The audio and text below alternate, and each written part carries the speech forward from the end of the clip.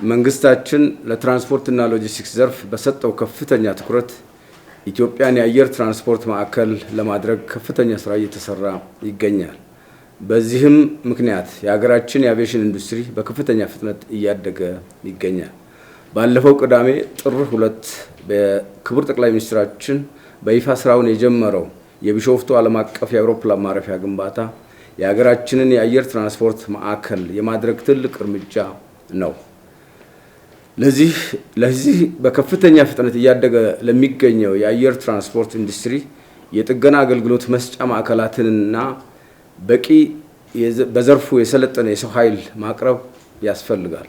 ስለሆነም ዛሬ ስራ የምናስጀምራቸው ተቋማት በዘርፉ ያለብንን ችግር ከመቅረፍ አልፈው ነገ እውን ልናደርገው እየሰራን ለምንገኘው ኢትዮጵያን የአየር ትራንስፖርት ማዕከል ወይም ሀብ የማድረግ ስራ ትልቅ አቅም እና መሰረት የሚጥሉ ናቸው።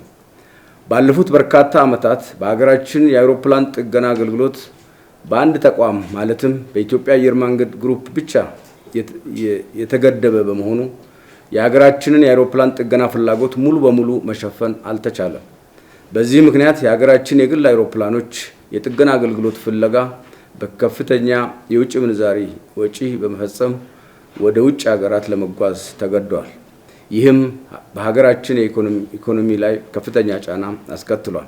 ክቡራትና ክቡራን፣ ክቡር ጠቅላይ ሚኒስትራችን በተደጋጋሚ እንደሚሉት የሀገራችን ብልጽግና እውን የሚሆነው ከውጭ ጥገኝነት በመላቀቅ በመፍጠርና መፍጠን የሀገር ውስጥ ሀብትንና እውቀትን አሟጠን ስንጠቀም ነው።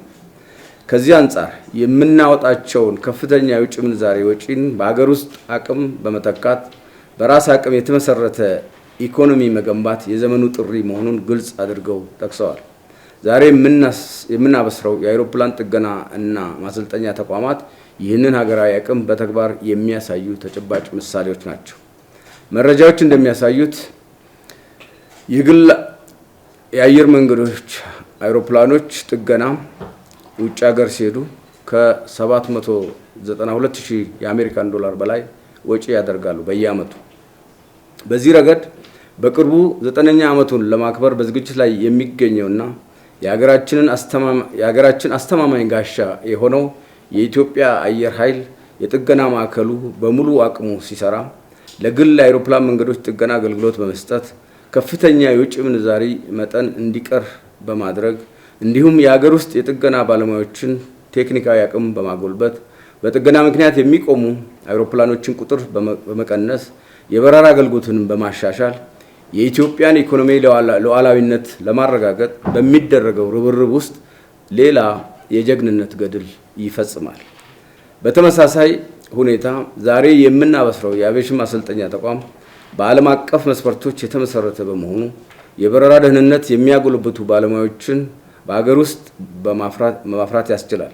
ይህ የሰው ኃይል ልማትን በማጠናከር የቴክኖሎጂ ሽግግርን በማፋጠንና የአቪዬሽን ዘርፋችንን ወደ ከፍተኛ ብቃትና የውጤታማነት ደረጃ ለማሸጋገር ጉልህ ሚና ይጫወታል።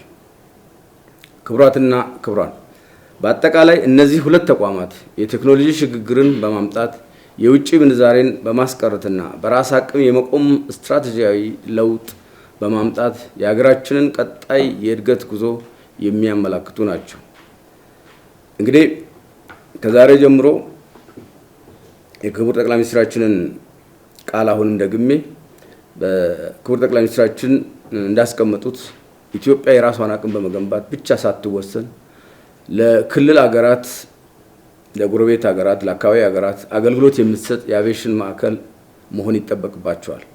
ስለሆነም የውጭ ምንዛሪ ማዳን ብቻ አይደለም የሚጠበቅባቸው፣ ለሀገራችን የውጭ ምንዛሪ ለማመንጨትም እንድትሰሩ በዚሁ አጋጣሚ እያበሰርኩ ከዛሬ ጀምሮ ለአውሮፕላን ጥገና ወደ ውጭ የሚበር ማንኛውም ኢትዮጵያዊ አውሮፕላን እንደማይኖር ላረጋግጥላችሁ እወዳለሁ።